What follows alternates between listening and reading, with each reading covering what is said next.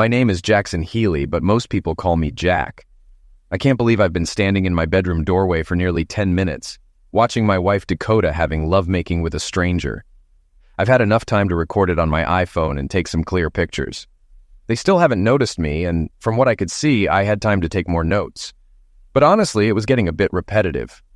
As I watched, I realized the guy seemed familiar. Maybe because he was similar to me. He wasn't younger, taller, or in better shape. Brown hair, blue eyes, 10 fingers, and 10 toes. Just like me. You get the point. So, what was the appeal? It struck me that the attraction was simply that he wasn't me. It's a cliche, but I came home a day early from a business trip and saw a strange car in the driveway, leading to this moment. Another thing that bothered me. Why did my wife have her lover park in the middle of our driveway? We live in a cul-de-sac with 12 other houses, and we're a friendly community. Wasn't she worried someone would find out? Finding your wife in bed with another man is shocking, but what hurt most was seeing her exhibit behavior she never showed in our 18 years of marriage. Our bed life was vanilla, but satisfying, or so I thought. She never hinted she wanted anything different until now. Clearly, she liked it. In all the years I've known her, she never spoke such words in lust or any other situation. I didn't even know she knew those words. I also didn't get any words of encouragement from Dakota. She'd been passionately growling into her lover's ear for the past 10 minutes. Strangely, I didn't feel a blinding rage. I didn't want to grab a weapon or use one of my daughter's aluminum softball bats to shot them. I was angry, sad, hurt, and confused, as any husband would be. But I think the lack of rage came from accepting that my marriage was over. Why she did it might be interesting to know someday, but right now, it didn't matter. She did it, and our marriage ended. Case closed. As I wondered what to do next, I noticed an unopened box of Trojans on Dakota's nightstand. Why have contraceptives if you're not going to use them? I muttered. After we had our 2 daughters, Sheridan, 13, and Helena, 11, Dakota made me use contraceptives until I got a vasectomy. She said 2 kids were enough, but I hoped for a son. I've always regretted not being more assertive about that. Then I noticed something missing. Dakota used to have 4 photographs on her nightstand, which I called her shrine. Now 2 were gone. The biggest one, a family portrait from when the girls were little, and our wedding photo. The wedding photo was the smallest, which I never thought much of, but maybe I should reconsider. She left our daughter's photos for her lover to see. They were just baby pictures she framed years ago, probably from kindergarten. The question of where the photographs went didn't seem important now. Maybe it was shock or an out-of-body experience, but it became the most pressing issue for me. After some thought, I realized they should be in Dakota's second drawer, a habit of hers with the expensive Drexel Heritage chest of drawers. Quietly, I opened the drawer, and there they were. How did I know? Dakota had a habit of cleaning before the scheduled cleaners arrived, putting away anything that was lying around. I once asked if she thought the cleaners would steal her hairbrush, and she gave me a look like I was crazy. I thought it was just her quirk until I mentioned it at a neighbor's party, expecting some laughs. Instead, her friends looked at me like I was dumb. Of course you clean before the cleaners arrive. Another thought struck me. Maybe she hid the photos to show some respect. Given the circumstances, this was hard to believe. Maybe her boyfriend insisted on it. Not knowing why, I carefully removed the photos from the drawer and decided it was time to leave. With the photos in hand, I slipped out of the house. It was only 3 a.m., so I decided to stop by work. After being gone for several days, there was undoubtedly a stack of meaningless papers on my desk. I arrived, slipped into my office, and locked the door behind me, shutting out everything and everyone else. First, I put the 2 photos on my desk as a reminder of something. Gathering my courage, I called my old friend Ennis H. Dixon, a family lawyer I knew from college. Back then, he was a rich kid living in our dorm because his parents wanted him to understand how lucky he was. He insisted on being called NH, which I found pretentious. Dixon had clearly moved up in the world. I had to go through 3 assistants to reach him because he refused to give me his cell number, reserving it for clients to track billable hours. I thought all pretentious people had at least 2 phones. "Jackson, good to hear from you. How can I help you?" Ennis said, deliberately avoiding calling him Jack, just to annoy him. "I need your cell phone number, Ennis," Jackson replied, frustration evident in his voice. "Oh crap, what happened?" Ennis asked, concern creeping into his tone. Jackson told him everything. "As far as I know, they're still doing it in my bed right now," he concluded, his voice shaking with anger. Oh, damn. This is really bad. What do you want to do? Ennis asked, sounding both shocked and serious. Divorce, simple and clear, except I want her and her lover to feel pain, Jackson declared, his voice hardening with resolve. Well, buddy, you're lucky for 2 reasons. First, I'm the best family law attorney in the state. And second, you don't live in a no-fault state. I'm sure you want primary custody, but it's not easy. Not impossible, but not easy. Also, even if we prove infidelity, she will likely receive alimony because she's a housewife and you earn a lot. So even in a fault state, you could get a raw deal. Let me set my investigators on Dakota and her lover. It will be expensive, but if you want custody, we need more than just the fact that she had lovemaking in your bed. We need to know everything about her lover and their affair, Ennis explained, laying out the complexities of the situation. Do it. I don't care about the price, Jackson responded without hesitation. You should never say that to a lawyer, Jackson, Ennis warned, sensing his friend's frustration. He paused and became serious. Sorry, Jackson, I didn't mean to take this lightly. I don't want an apology, Ennis. I want you to be ruthless, Jackson insisted, his voice cold and determined. I can be ruthless. This may take several weeks, and I need you to act normally around your wife. Can you do that? Ennis asked, making sure Jackson understood the gravity of the situation. Yes, Jackson agreed. He gave Ennis the necessary information and emailed him the evidence he had. Ennis sent him a prepayment form, which Jackson signed and returned through DocuSign while still on the phone. He hung up feeling more depressed but determined. A knock on the door interrupted his self-pity. Come in, Jackson called. His administrative assistant, Franny Grable, entered hesitantly. Is everything okay, boss? She asked timidly. Yes, Franny, everything's fine. I finished my work early and decided to come back, Jackson replied, trying to sound normal. I know, Jack, but when you brushed past me without acknowledging me, I got worried. Plus, you've been here for over an hour, Franny said, concern evident in her voice. Sorry, Franny. I just have a lot on my mind, Jackson admitted. Franny had been his assistant for over 15 years. He hired her at Dakota's request. She was an old friend of Dakota's who had fallen on hard times after her husband died in a work accident. He was a non-combatant military man, so his life insurance was only $12,000. If he had died in combat, Franny would have received $100,000. With 2 children, $12,000 was not enough. It was hard for her, but Jackson never regretted hiring her. She turned out to be an excellent assistant. Okay, Jack, I'll go home now, Franny said, though she seemed unconvinced. As she was about to leave, she noticed the photographs on his desk and paused. What are these new ones? She asked. Yes, I brought them here to remind myself why I'm doing this and what's important to me, Jackson replied, trying to maintain his composure. Oh, that's so nice, boss. Have a nice evening, Franny said, smiling. Bye, Franny, Jackson said, wanting to tell her, but remembering Ennis's advice about acting normal. How could he act normal after seeing his wife having lovemaking with someone else in their bed just hours ago? Going to a hotel wasn't an option since too many people had already seen him, so he decided to go home.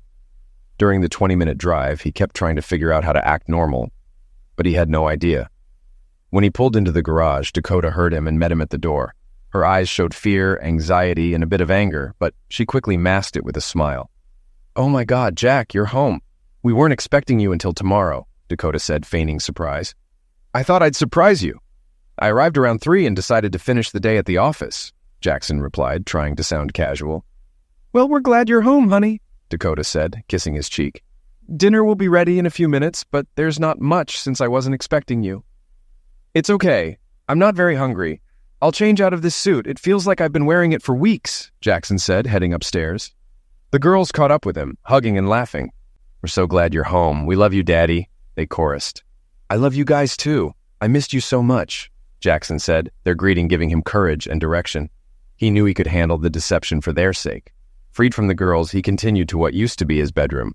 Everything looked normal. The bed linen smelled fresh, and the room was clean but unremarkable. Their bedroom was always untouched, which now made sense. Dakota probably noticed him staring at her nightstand. The 2 missing photos were the only thing out of place. As he tried to control his emotions, her voice startled him. Sorry, honey. I accidentally broke the frames while cleaning. I took them to Aaron Brothers to have them fixed, Dakota explained, her tone carefully neutral. I just nodded without looking at her and continued changing my clothes. She left at some point. In case you were wondering, she smelled fresh, like a daisy, just as she always did when I came home. My acting wasn't convincing because Dakota was nervous all evening. I mostly avoided her by spending time with the girls and helping them with their homework. Dinner, usually lively and noisy, was eerily quiet. The girls suspected something was wrong but didn't press it. Dakota's face was an unreadable mask. If I was going to pretend everything was normal as Ennis wanted, I needed to do better. After the girls went to bed, I poured myself a glass of Maker's Mark and lounged in my worn office chair, my man cave, the only room in the house I could call my own, reflecting my tastes. Dakota called it an embarrassment. I knew I had to face her before bed and was wondering how when she came in, looking worried. Normally, Dakota avoided my room. She walked toward the sofa opposite my chair. "Come here, sit on my lap," I said lightly, patting my knees. Her face brightened, and she quickly sat on my lap. I kissed her cheek. "Sorry I was so off at dinner. My trip didn't go as planned, and I have a lot to sort out. I just needed a break." She perked up. "It's okay, Jack. I knew something was bothering you. Let me help you forget about all your work problems tonight." But she didn't make me forget my problems. We made love, and it was the same gentle closeness as always. We snuggled a lot and both seemed satisfied. I thought that was what she wanted. It was completely different from what I'd seen earlier. Dakota hugged me tightly and said, "You know I love you, Jack. I really do. You made my life complete." I almost threw up. How could she lie so easily? Her deceit rolled off her tongue like she was reciting a recipe. The answer hit me. She'd been doing this for a long time. This realization sent a chill down my spine and a heaviness settled on my chest. A few moments later, she fell asleep. Less than 8 hours earlier, she'd been with her lover in this bed. And now she falls asleep instantly. What kind of person can do this? Needless to say, I didn't sleep at all.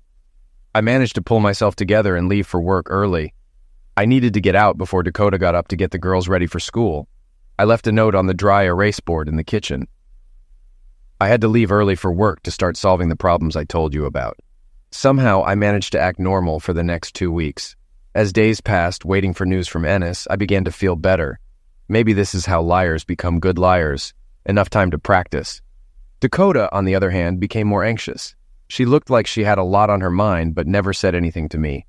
She was always affectionate, but seemed to go out of her way to be sensitive. She probably said she loved me 25 times a day, and even complimented how I dressed.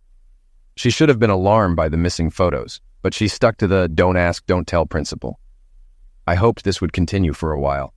Franny was acting strangely. She knew me so well that she could sense any change in my mood and behavior. She kept insisting I talk about it, which irritated me. I told her I was under pressure at work and would be fine. She always knew when I was lying. What also bothered me was her constant staring at the photographs on my desk.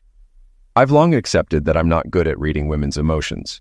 I couldn't tell if Franny was sad, worried, or angry, but her expression was always strange after looking at the photos.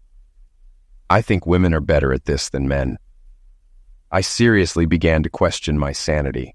I felt numb and detached, as if a 50-pound weight was on my chest, making it hard to breathe.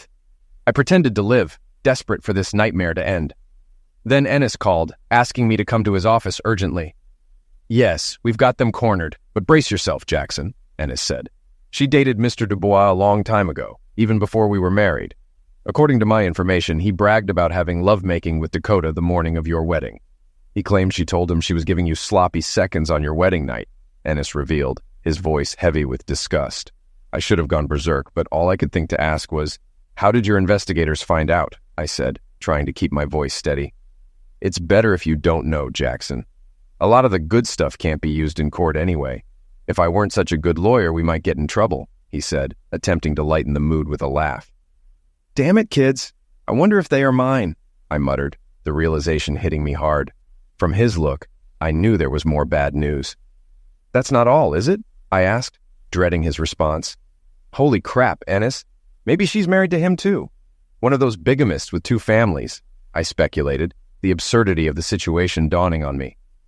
"Oh, Dubois is married, but not to your wife. He has his own family, married for 10 years with 3 kids under 8. It'll be easy to expose him if you're willing," Ennis explained. "I don't know, Ennis. I don't want to ruin his wife and kids' lives," I said, feeling a pang of guilt. "Jackson, you'd be doing them a favor. If you watch the video of Dakota and him, you'll see he's tearing you and his wife apart. Dakota doesn't join in much, but she doesn't stop him either. He only married his wife because Dakota wouldn't leave you for him. Ennis stated, his voice firm. Ennis, with everything you've learned, why does she want to stay married to me? I asked, confusion and hurt in my voice. We haven't figured that out yet, but we're working on it. Just give us time, he reassured me. I can't control myself anymore. When can we serve her? I demanded, my patience wearing thin. Soon, Jackson, but I'm working on something worth the wait, Ennis promised. Life went on. Dakota was very affectionate, making the girls behave well. We made love more often, but nothing changed in how we did it. She always seemed happy. I didn't think she could fake satisfaction for so long, which made her betrayal even more disturbing. I was driving myself crazy trying to understand her actions. How could she say one thing and still cheat? I decided to fake it myself, until I could end it.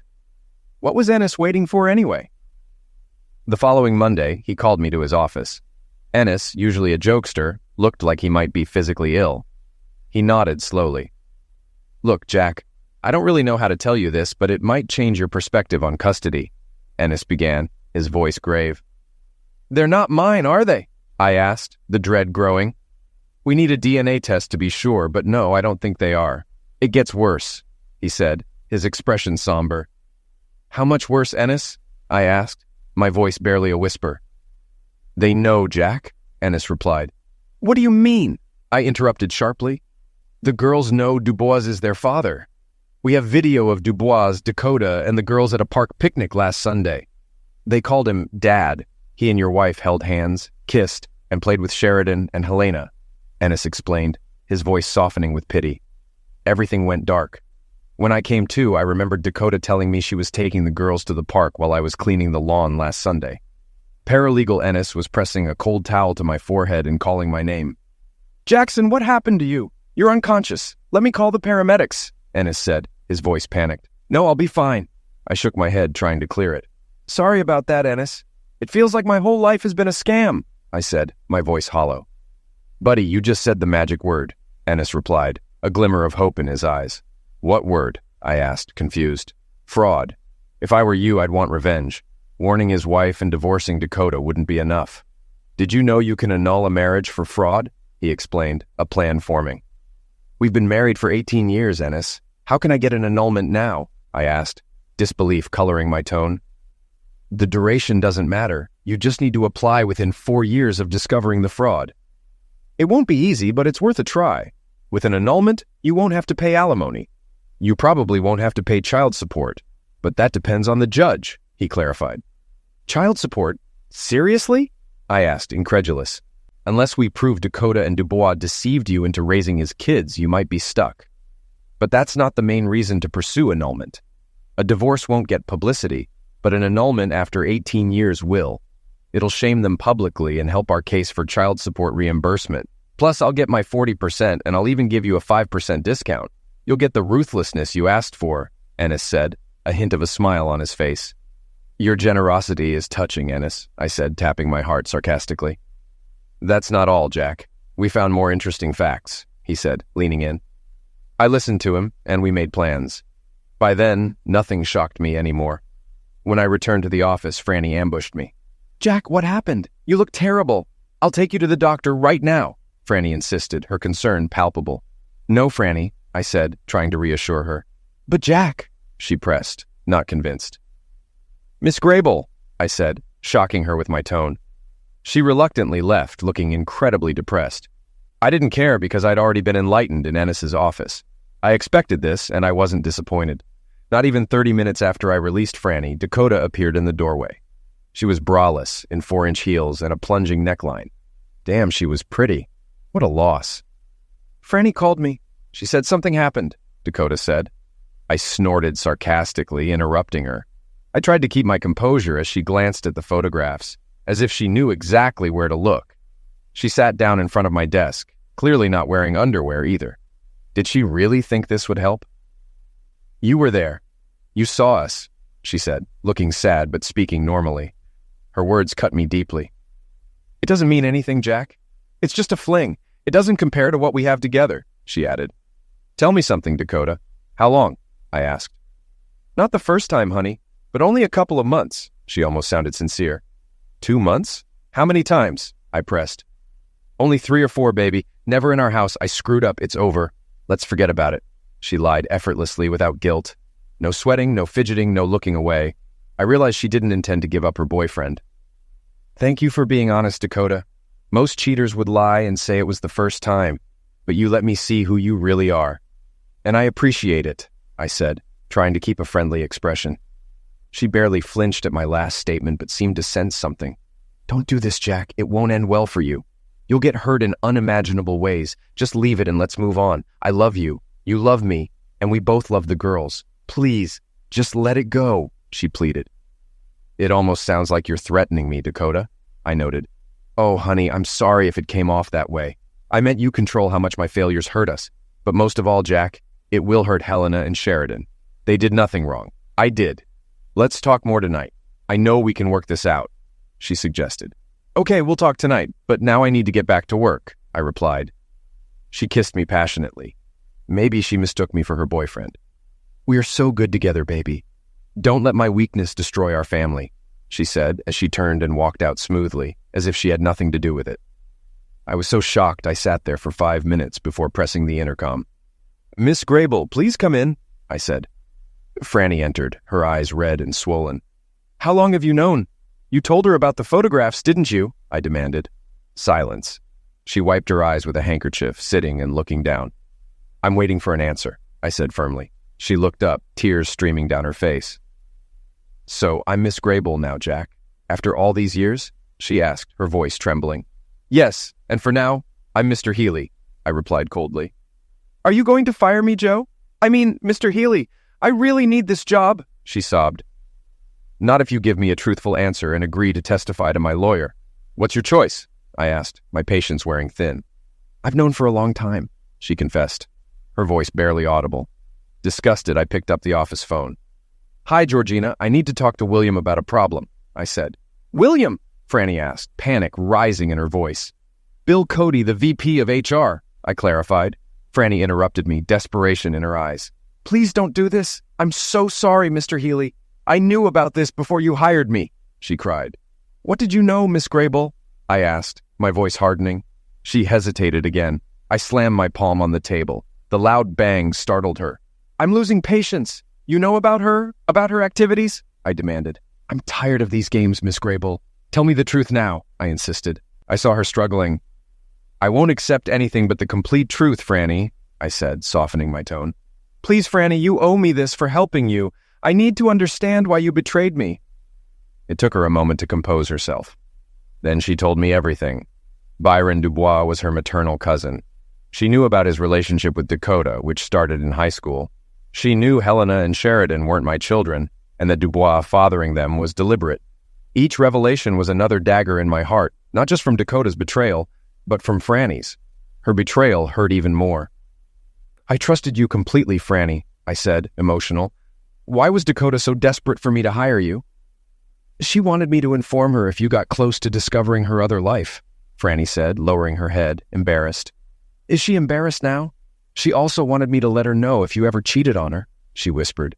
For God's sake, do you have any idea why she wanted to marry me? She was just here professing her love and begging to stay married, I asked, exasperated. You won't believe it, but she really loves you, Franny replied. I chuckled sardonically. Hard to believe now. It's true, Mr. Healy. I asked her years ago. She said she loves you, but needs Dubois, too, Franny explained. She ruined my life because she wanted your cousin? I was shocked, and Franny nodded. Why children, Franny? I asked, pointing for her to continue. Are you sure you want to know? It's worse than you can imagine, she said hesitantly. People tell me this all the time. How much worse can it get, Franny? I asked. Her tears stopped. She looked at me with pity, but didn't lie or hide anything. Dakota asked Byron to get her pregnant so her children would have alpha genes. She paused, gauging my reaction. So I'm a beta? I asked, feeling the absurdity of the situation. Yes, she wanted alpha bloodlines, but wanted a beta like you to raise them kindly and compassionately. She believed your character was better suited for raising her children. Byron agreed. She needed both an alpha and a beta to feel complete, Franny explained. I laughed uncontrollably. It was too ridiculous. I'll make an appointment for you with Ennis and expect the whole truth, I said. She nodded and left. She stopped and turned to me. What should I tell Dakota, Mr. Healy? She asked. You can call me Jack. Franny, I don't care what you tell her. It doesn't matter anymore. Good night, I said. Wait, not that I care, but do you think I'm a beta? I asked, almost as an afterthought. She started crying again. Yes, but it's not bad. That's all, Mr. Healy, she sobbed, then turned and hurried out, closing the door behind her. I didn't know what I was going to do, but I knew I wasn't going home. I called my friend Butch, hoping she was still in the office. Luckily, she was, so I went to see her. Let me tell you about Butch. Her real name is Cheyenne Gillette, and she's the director of IT. She's a retired U.S. Navy commander and was the first woman to qualify for the Bud S. Naval School until a knee injury ended her chances. She's tough as nails and doesn't get close to anyone at work. She's a proud, committed lesbian, though she prefers to be called queer. One day she told me, "If you're going to call me a lesbian, make sure you capitalize the L. But I prefer queer. Just smile when you say it." I didn't fully understand, but we were friends, and I was pretty much her only friend at work. Our friendship began when I saw a Neanderthal maltreating her outside the break room. She had enough and physically pushed him away. I believe in live and let live, but this guy crossed the line. When she saw me, she paled, realizing she might be in trouble.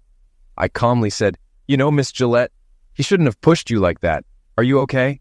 She smiled, whispered something to the guy, and as she passed me, she said, "Call me Butch. All my friends do." 3 days later, the guy was fired and never seen again. From then on, we were friends. I thought I messed up when I accidentally called her Butch in a management meeting. You could have heard a pin drop, and I thought my career was over. But she didn't flinch. She replied, "Okay, Sundance," and everything was fine. If you were Butch's friend, you were a friend for life. "Damn, Sundance, you look like crap." Sundance had become my standard greeting after that incident. "What's happening? There are rumors around the office about a lot of drama on your end." "That's putting it mildly, Butch." I sank into a chair, emotionally drained. "I need to rest somewhere for a while. Can I crash with you and Becky?" "Of course, Jack.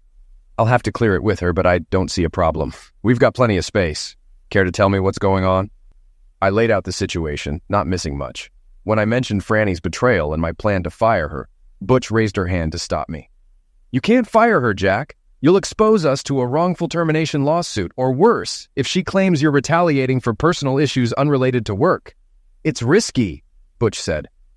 "Butch, she set me up.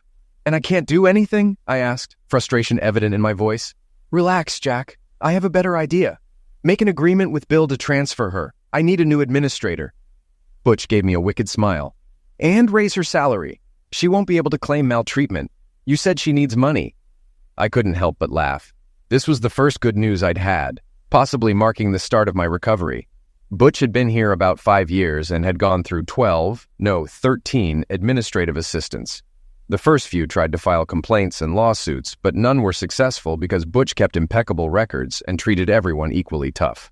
Among the staff, she was known as the Angel of Ending because working for her meant you were a dead man walking. That evening at their house, I had to recount the whole story again. Becky listened sympathetically while Butch got angrier. I was glad she was on my side. Calming down after finishing the story, I told them about my conversation with Franny after Dakota left. "Oh, that quiet girl will love working for me, Jack," Butch said with a smirk. I decided to keep it short, asking about Franny's comment on being a beta. "Is that a masculine trait?" I asked. Butch rolled her eyes. "Of course you're a beta, Jack. Want to know what that means? A beta male is an amazing lover because he cares about his partner's needs in bed. He's faithful, a great father, and can talk to his wife about more than just lovemaking. He cares deeply about his family, does his laundry, cleans up after himself, is reliable, and isn't a control freak. He's not threatened by his wife's independence. Franny was complimenting you, not insulting you," she explained.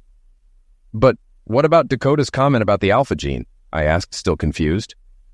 Becky cut in. "You'll have to ask Dakota about that. For your peace of mind, you need to understand her motives." "What?" I asked, bewildered.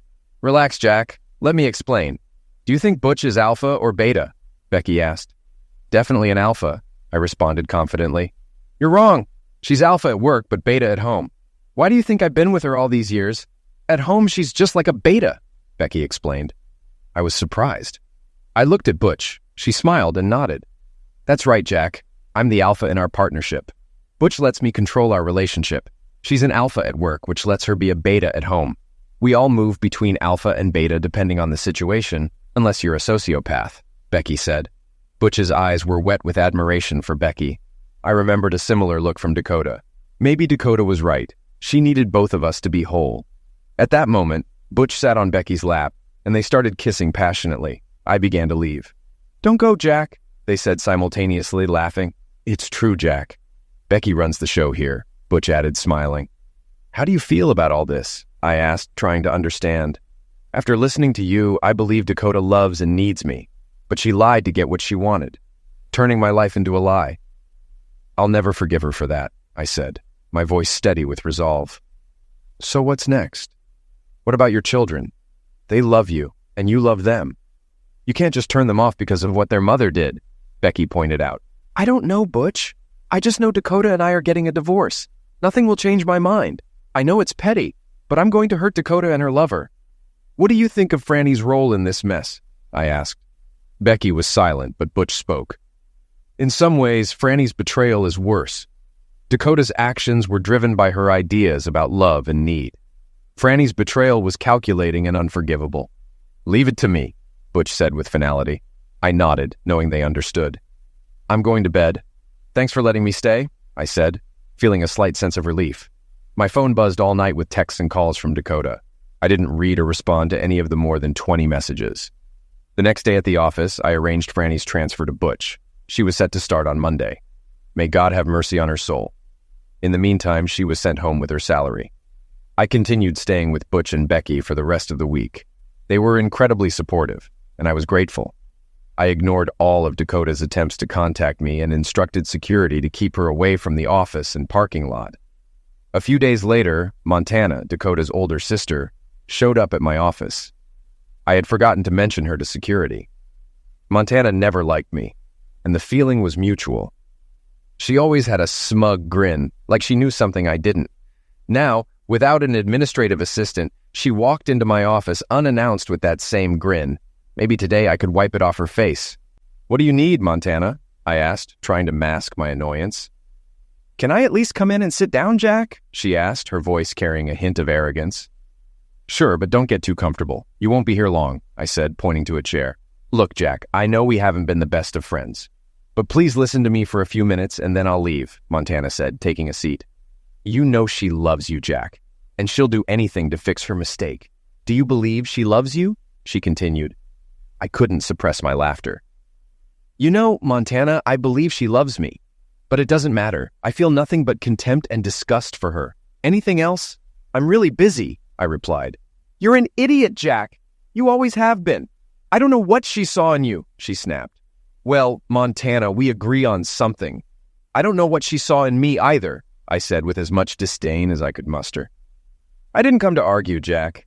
Since you won't talk to her, she wrote you this letter," she said, handing me a thick white envelope with "For my dear Jack" in Dakota's handwriting.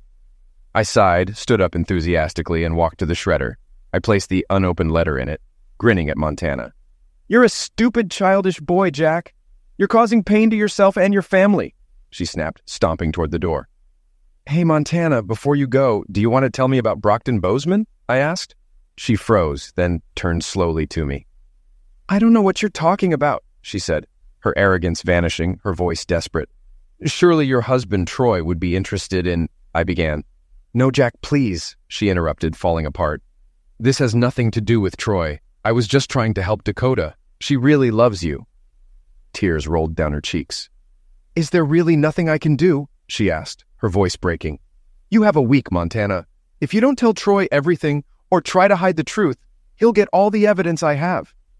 But since I'm feeling generous, you have a week to convince Troy to accept your lifestyle. If he doesn't personally tell me he doesn't care, he gets everything," I said, laying out the ultimatum. "Jack, please. I know you don't believe me, but I really love Troy.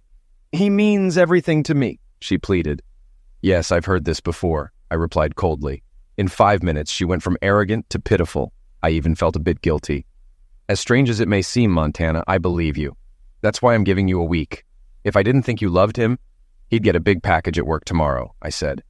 "Jack, no, please. Are your 2 boys really his children?" she asked desperately. "Montana, you don't understand. Things aren't what you think. Let me explain," she said. I had my answer. "You have a week. Goodbye, Montana. Close the door when you leave," I said, starting to rummage through papers, unable to look at her. I didn't know Troy well, but he deserved to know. The Ennis people found out that Montana, a couple of years older than Dakota, had a similar lifestyle. Maybe Dakota got the idea from her, or maybe from their mother. It didn't matter. The door closed. I picked up the phone. "Yes, Ennis, burn them," I said. Music to my ears, buddy. "But Jackson, you have tough decisions ahead," Ennis replied. "None of this has been easy, Ennis." "What's next?" I asked, feeling the weight of the situation. "An annulment is a win-win. With our evidence and Franny's statement, it's straightforward. File your petition with the affidavit, then serve it on her. I'll make sure the media knows. But you'll give up all visitation and custody rights to your children. No alimony or child support. It will be like they were never in your life." He paused. "Unless Dubois and she let you visit, which is unlikely after we burn their bridges. You can't leave me halfway, Jackson. Either see this through or file for divorce and leave much poorer. What will you choose, partner?" he asked. "Damn, things are only getting worse." "Ennis, I need to think. I'll contact you in a couple of days," I said, needing time to process everything. "Okay, Jackson, but I'm ready to go now. Let me know," Ennis said, his voice calm and reassuring. I loved my girls. At first I was angry when they called Dubois daddy. Then I realized they just knew they had two dads who loved them. It wasn't their fault. Who knows what Dakota told them? I didn't know what to do. I talked it over with Butch and Becky that evening, but they had no answers. I was leaning toward divorce for the girls' sake. Dakota made my decision easier. She talked to Montana. After work, I went for a drink at the Horse's Head Bar and Grill. It was usually quiet, and I needed to think, but my thoughts were interrupted. "Hello, Jack." "Dakota, we need to talk, Jack. But first, I want to show you something." "Please come outside with me," she said, heading toward the door without waiting for an answer. "What the hell?" I put a 20 in my glass, waved to the bartender, and followed. Outside in the bright late afternoon sun, she pointed at a Chevrolet SUV. "Do you see them, Jack?" she asked. I looked around the parking lot and saw Dubois with Sheridan and Helena inside. He had a sour expression but didn't look my way. My girls looked at me desperately, crying. Dubois started the engine and drove away. "God, what has Dakota done?" I muttered. "If you and I don't come to an understanding right now, Jack, this will be the last time you see your daughters," Dakota said, her voice full of venom. "If you divorce me, I'll get custody. Oh, you'll get visitation rights, but I'll do everything to prevent it. I'll blame you for destroying our family, and by the time I'm done, they'll never want to see you again." Despite everything, I was stunned by her audacity, especially involving Sheridan and Helena. "What do you want, Dakota?" I asked. "I want us to be together again, Jack. I want my family back. You just have to accept Byron in my life," she replied. "I know they are not my daughters, Dakota," I said, trying to remain calm. "Of course they are, Jack. I loved two men and never knew for sure who the biological father was, but I knew you were the best man to raise them," she countered. "You're still lying to me, Dakota. I can always tell when you do," I said, frustration boiling over. "That's not true, Jack. What makes you think you can tell?" she asked, her voice rising. "Because your lips always move when you lie," I said. It took her a moment to realize this. "Jack, get away from me, you stupid vindictive cow. See you in court," I snapped, turning on my heel and walking away. I headed straight to my car. As I was leaving, I called Ennis. "Go ahead, annul the marriage, Ennis. I'm with you until the end. And burn that piece of crap, too." I hung up before he could answer. It was clear Dakota would use the girls against me no matter what I chose. I had no choice but to end this. Maybe in a few years I could talk sense into Sheridan and Helena. I had no idea what might happen after Dakota was sued. I moved out of Butch's place and checked into a hotel. I took care of all administrative and financial matters. Ennis was going to serve her with a temporary restraining order, which would last a few weeks until a hearing could make it permanent for 3 years. Ennis hoped she would violate the order by coming to my work and cursing me, or better yet, punching me. He even suggested it would be cool if she injured me, making the order a win-win. Sometimes I doubted whose side he was on. All that was left was to hand her the documents and wait for the hearing. 2 days later, Dakota did exactly as Ennis had hoped. She rushed past security, burst into my office, and started throwing things while swearing. She slapped me several times before the guards subdued her and called the police. Ennis was disappointed she didn't hurt me more, but figured we could still make the order permanent. A divorce hearing was scheduled in 60 days. Ennis made sure all the media knew when, where, and what would happen.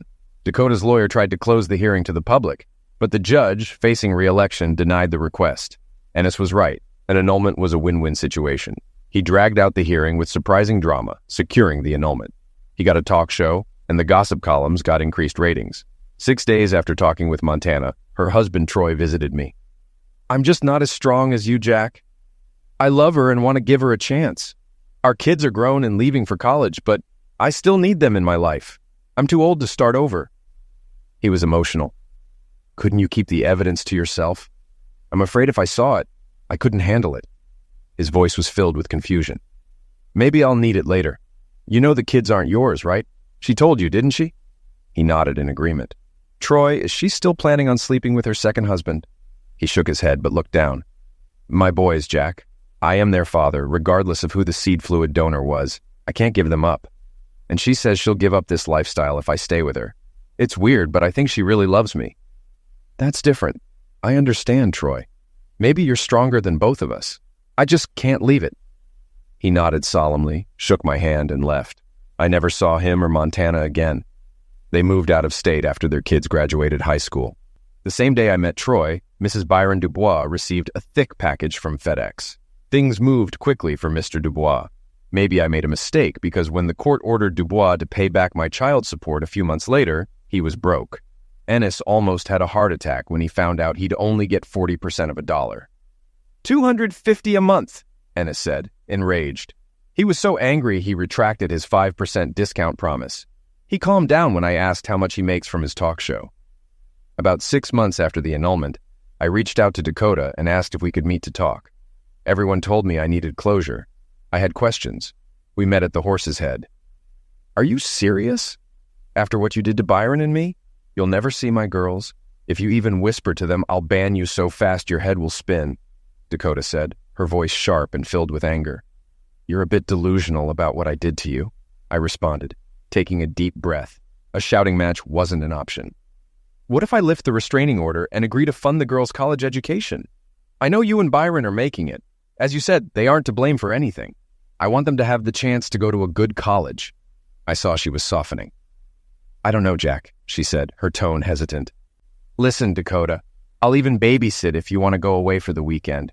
I know they're at an age where they don't need it. But I just want to stay in their lives, to show them I still love them, and maybe explain why I acted the way I did. I promise I won't speak ill of you. I would just say that you wanted a different lifestyle, and we both thought it was better to go our separate ways, I said, trying to bridge the gap. Let me think about it, she replied, her tone dropping to almost normal. Dakota, can I ask you a few questions? It's probably not a big deal, but it bothers me, and I'd like answers. Please tell me the truth. It won't undo anything, I continued, hoping for some clarity. Whatever, Jack, she said, starting to get impatient.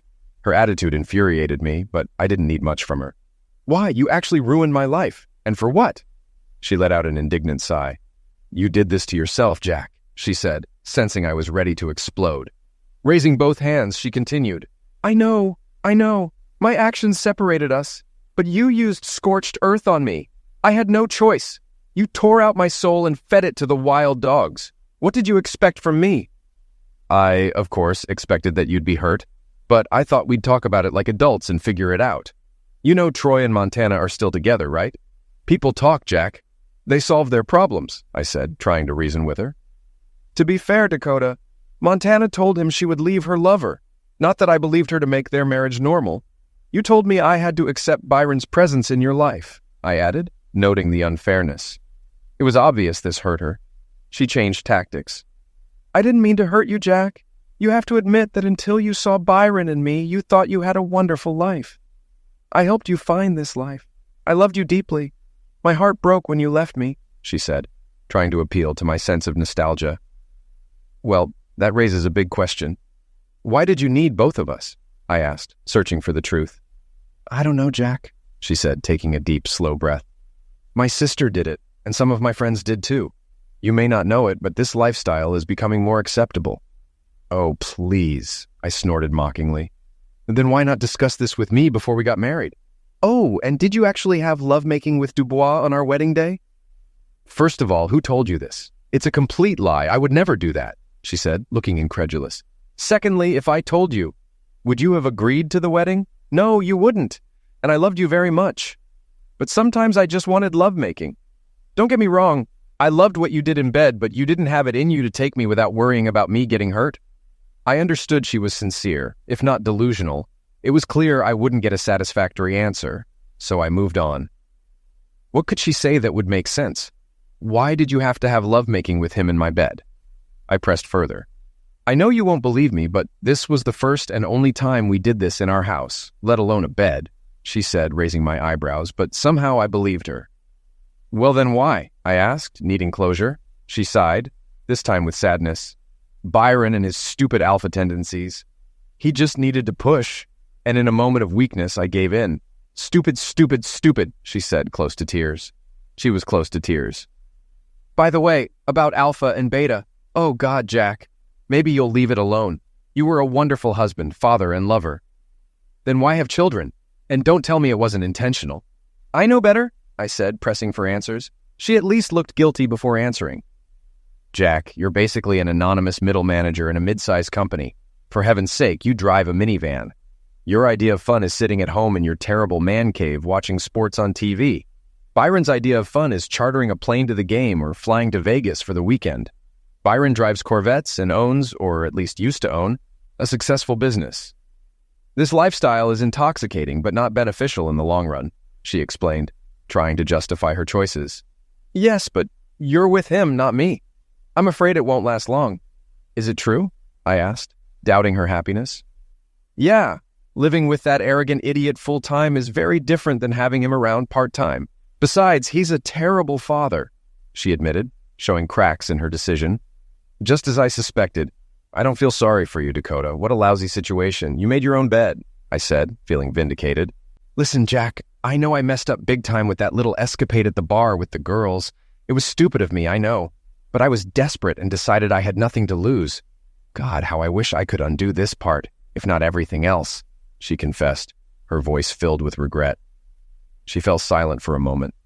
As for me, I didn't feel any better about this conversation, so to hell with the ending. I started to get up and leave. Jack, wait! She grabbed my hand. I still love you, and I always will. I want you to know that if you come back to me, everything will work out.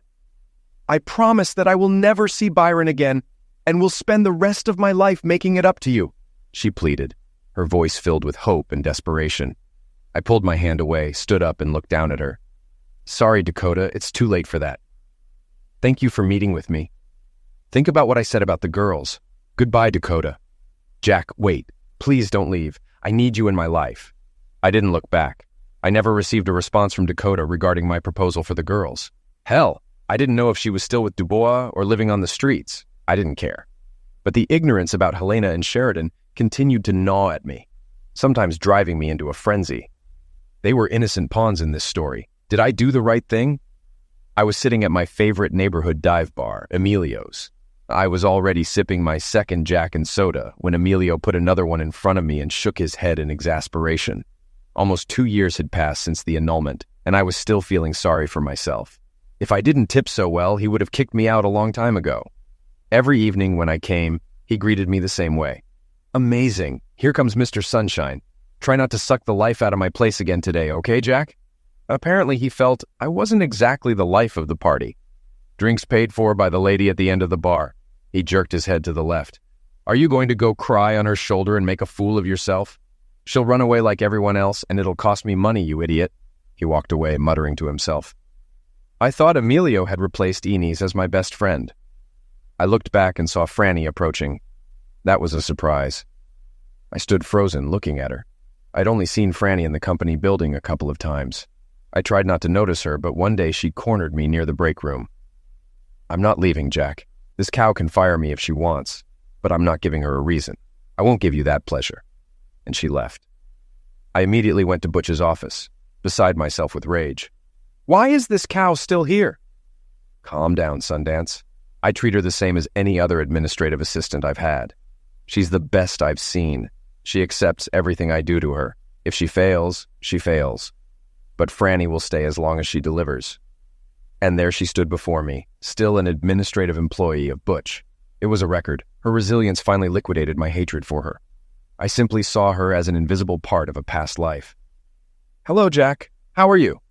When I didn't answer, she continued. Do you think we could talk? I paused for a long time. Maybe it's time.